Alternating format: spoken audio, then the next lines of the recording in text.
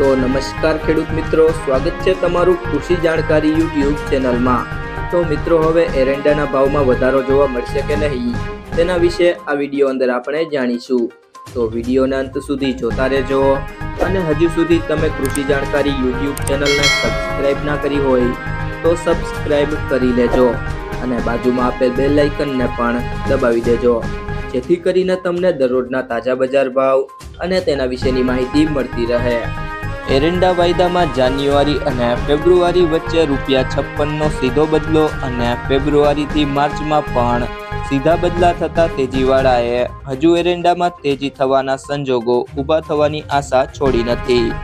એરંડાના અગ્રણી ટ્રેડરે જણાવ્યું હતું કે જૂના સ્ટોક હાલ પકડમાં છે, ત્યારે જો નવી આવકનું પ્રેશર ધારણા પ્રમાણે નહીં વધે તો શિપર્સોને ભાવ છાપીને એરંડા કાઢવા પડે, ત્યારે તેજીવાળા આ તકનો લાભ લઈ નવી આવકના પ્રેશર પહેલા એક ઉછાળો લાવી શકે છે।